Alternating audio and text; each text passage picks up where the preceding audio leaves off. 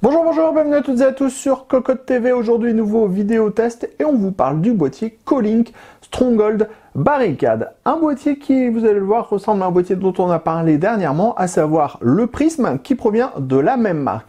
En fait, au lieu d'être sur un boîtier typé Airflow, on est plutôt sur un boîtier typé Silence avec une face avant qui est bien obstruée, intégralement pleine, et à l'intérieur du boîtier on va retrouver uniquement deux ventilateurs de 120 mm. On est donc sur une configuration plutôt basique. Le boîtier reste, comme le Prism, intégralement en acier, ce qui fait qu'on a un vrai côté haut de gamme.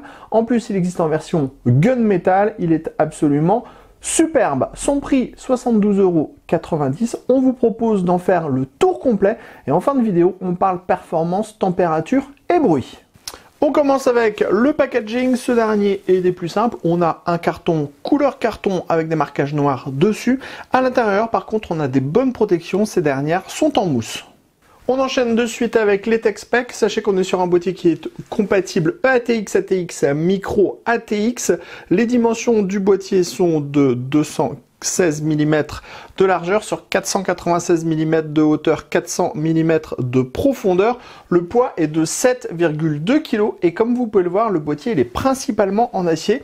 C'est-à-dire qu'on n'est pas sur une face avant en plastique, on est bien sur une face avant entièrement en métal, percé de trous à gauche et à droite. Et sur la partie supérieure, c'est pareil, le mesh qu'on va avoir est lui aussi en acier, ce qui fait que ça donne un côté très haut de gamme à ce boîtier. De toute façon, ce boîtier, on le connaît déjà un petit peu, puisqu'en fait, il partage la même structure que le Prism qu'on a découvert dernièrement sur cocotland.com. Et en fait, on est juste ici sur une version plus orientée silence, avec une face avant qui est intégralement fermée sur la partie avant, et on n'a pas de RGB non plus, puisqu'on va avoir deux ventilateurs en 120 mm, un à l'avant, un à l'arrière. Parlons justement de la face avant. Alors comme vous pouvez le voir, on est sur une version gunmetal du boîtier. Le gunmetal, ça donne toujours très bien sur les boîtiers. La face avant, elle est donc intégralement en métal, complètement fermée à l'avant. L'aération se fera sur le côté gauche et sur le côté droit via des ouïes. On peut démonter la face avant en tirant cette dernière tout simplement comme ceci.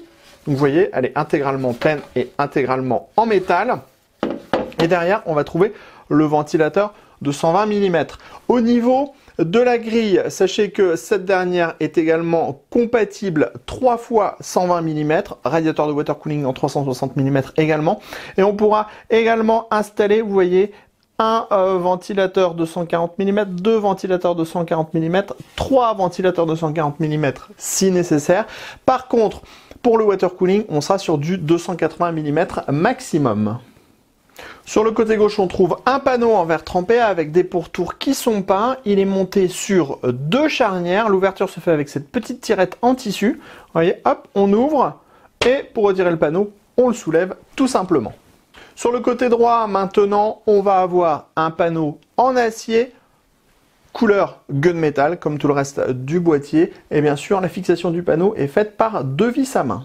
On passe maintenant au-dessus de ce boîtier Stronghold Barricade. On va avoir une grille en métal mèche avec des trous qui sont relativement larges. C'est peint en gunmetal. Le tout est monté sur un châssis en plastique qui reprend exactement la même couleur, donc on a une belle harmonie sur l'ensemble.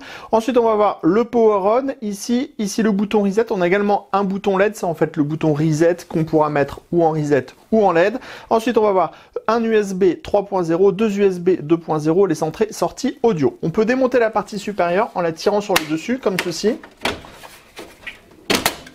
C'est assez simple. En dessous on retrouve un second mesh plastique aimanté. Donc ce ne sera pas forcément nécessaire de le mettre puisqu'on a déjà un mesh sur le dessus.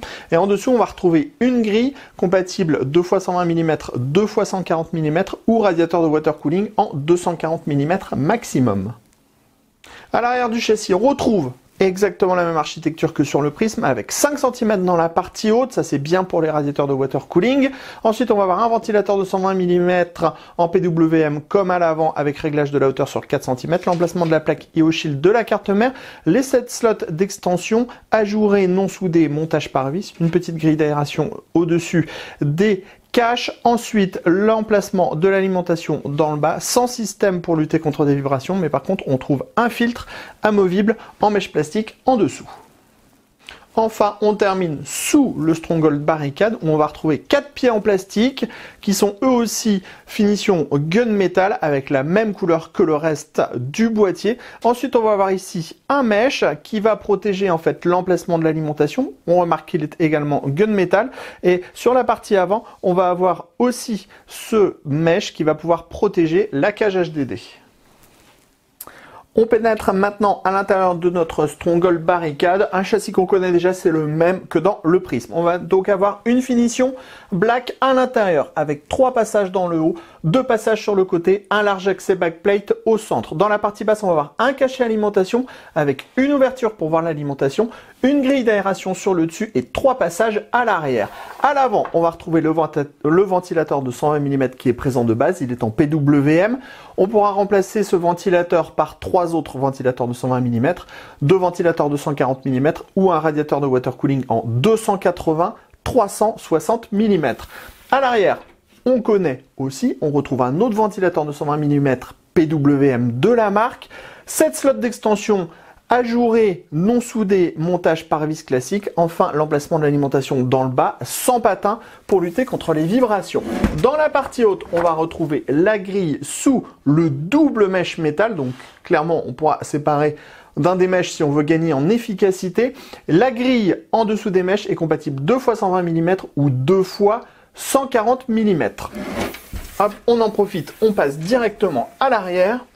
À l'arrière, on va retrouver les 3 passages dans le haut, les 2 passages sur le côté, l'accès backplate, tous les câbles pour gérer les power on, le reset, les USB, les ventilateurs. On va avoir 2 braquettes SSD ici qui sont compatibles 2,5 pouces. Enfin ici on a la cage HDD. La cage HDD elle est compatible 2,5 pouces, 3,5 pouces. On a un panier avec montage facile intégré de base. Autrement, l'autre emplacement sera au-dessus de la cage HDD en 2,5 pouces, 3,5 pouces. Et la cage HDD, bien sûr, elle est amovible si vous n'en avez pas besoin. Enfin, plus loin, on a l'emplacement à destination de l'alimentation. On découvre maintenant le Stronghold Barricade avec la machine montée à l'intérieur. On est parti sur une configuration milieu de gamme avec un 5800X, une 370 Ti. Quand on dit milieu de gamme, ça dépend des prix pratiqués. Si c'est une 370 Ti à 619 €, c'est plutôt milieu de gamme. En ce moment, quand on voit les prix, la 370 Ti, ce serait plutôt du haut de gamme. Donc, carte mère ATX X570 Ryzen 7 5800X. RTX 3070 Ti en Gaming Pro. Bon, vous le voyez, il y a la place pour tous les composants. On est parti sur un SSD M2, comme ça, pas de HDD ou de SSD à monter en extérieur. On a un module d'1 Teraoctet et on a l'alimentation dans le bas. Donc on voit bien la ref de l'alimentation grâce à la fenêtre. On voit que le montage est extrêmement propre. On pourrait encore mieux dissimuler les câbles ici dans la partie basse. Là, on a fait un montage rapido comme plein d'endroits. On voit qu'on a vraiment la place pour mettre du gros. Alors, par contre, si vous êtes sur du water cooling 360 push-pull, ça passera pas avec une grosse carte graphique, même si on est limité à 330 mm maximum pour l'alimentation. Il faudra quand même bien vérifier si vous mettez du gros water cooling. Il y aura des restrictions qui seront un petit peu plus grosses. Au niveau du ventirad CPU, c'est 165 mm de hauteur, donc tous les modules pourront rentrer à l'intérieur du boîtier. Ensuite, on n'a pas de cache. En même temps, on est sur un boîtier qui coûte 72 € dans le commerce, donc on est plutôt sur du basique. Et au niveau de la ventilation, on a notre ventilateur qui va bien alimenter en air frais la carte graphique et l'air chaud va ressortir à l'arrière. On vous montre la partie arrière justement du plateau de la carte mère, avec un montage qui est extrêmement propre comme de l'autre côté, puisqu'on a beaucoup de dispositifs pour mettre des colliers à plein d'endroits, ici, là, dans la partie basse. On pourra même utiliser, si on veut, les braquettes pour relier certains câbles, et ça fait qu'on a un montage très propre. Comme on n'a pas utilisé de SSD ou de HDD dans la cage HDD, on a pu retirer la cage, ce qui fait qu'on a un montage qui est beaucoup plus propre dans la partie basse. C'est plus facile de répartir les câbles. Sachez que si vous utilisez la cage HDD, vous pourrez mettre maximum une alimentation de 190 mm sur la deuxième position. Si vous êtes en première position, là on a un bloc en 160, s'il est intégralement modulaire, ce sera difficile de passer les câbles avec la cage HDD, donc il faudra mieux partir si vous utilisez la cage HDD sur du 140 mm de profondeur avec la cage HDD. Et si vous voulez avoir du water cooling, il faudra bien faire attention à tous vos calculs.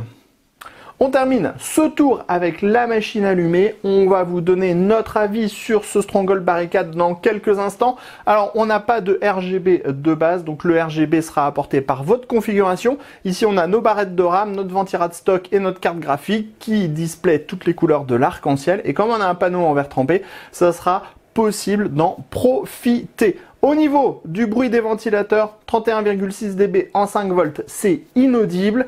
41,2 dB en 12 volts, c'est plus audible, notamment en raison du ventilateur qui est à l'avant et qui s'alimente uniquement avec les deux petites grilles en air frais, donc ça fait plus de bruit principalement à l'avant. Le mieux sera de réguler entre les deux, entre le 5 et le 12 volts, et c'est possible puisque comme on a une prise PWM pour pouvoir relier les deux ventilateurs, on pourra faire la gestion via la carte mère. Allez, tout de suite, on vous donne notre avis final sur ce boîtier. Il est donc temps de conclure sur ce boîtier Colink Stronghold Barricade. On rappelle le prix, 72,90 €. Pour ce tarif, vous aurez un boîtier qui est plutôt joli, mimi et très bien fait, avec des excellentes finitions, des très bons assemblages et une peinture qui est très bien appliquée. Et on l'a déjà dit, ce gunmetal est juste superbe. En plus, on est sur un boîtier qui est principalement en métal. On a très peu de plastique. En fait, on a du plastique juste au-dessus du pourtour de la partie supérieure, mais encore même le centre est en acier. Donc, clairement, pour le tarif, c'est déjà une très bonne chose. Ensuite, on a deux ventilateurs de 120 mm à l'intérieur. Donc, ça fera le travail parfaitement pour une configuration entrée de gamme, milieu de gamme. Au niveau du bruit, attention, vous allez voir le petit tableau apparaître. On est à 31,6 dB avec un réglage en 5 volts, donc autant dire qu'on n'entend pas les ventilateurs. Dans ces cas-là, les performances seront suffisantes pour de l'entrée de gamme. Ensuite, si vous passez en 12 volts, on sera à 41,2 dB. Bien sûr, c'est plus audible. En fait, c'est surtout le ventilateur avant qu'on va entendre parce qu'il aura un petit peu de mal à aspirer l'air frais par rapport aux petits trous qui sont sur les côtés de la façade. Et donc, du coup, on entend assez nettement les deux ventilateurs de 120 mm. Par contre, les performances sont un peu meilleures. 41,2 dB, on peut dire que on pourra vivre avec au quotidien. Ensuite, à l'intérieur du boîtier, on a un châssis qui fait le travail, qui propose l'essentiel. On n'a juste pas de cache en caoutchouc, mais en même temps, on est sur un boîtier qui est pas très cher. On a un cache alimentation, un plateau en ATX, des passages dans le haut, des passages sur le côté, une petite cage HDD et la possibilité de pouvoir mettre du water cooling de façon assez conséquente avec du 280-360 mm à l'avant et du 240 mm dans la partie haute. De plus, comme on a un panneau en verre trempé qui s'ouvre très facilement, on pourra toujours avoir un œil sur son boîtier. Sur ce, cocotte d'or pour ce Colink Stronghold Barricade, un boîtier qui clairement, pour le tarif, propose un super design, des bons assemblages, des performances qui sont dans la catégorie et qui pourra être très silencieux ou un peu moins silencieux, mais un peu plus performant. Donc, c'est plutôt pas mal du tout pour ce boîtier. Sur ce, on se donne rendez-vous très prochainement sur cocottland.com pour toutes nos news, tous nos articles à propos du matériel informatique. Et on se donne également rendez-vous sur notre chaîne Cocotte TV pour toutes nos prochaines vidéos. On vous dit à très bientôt.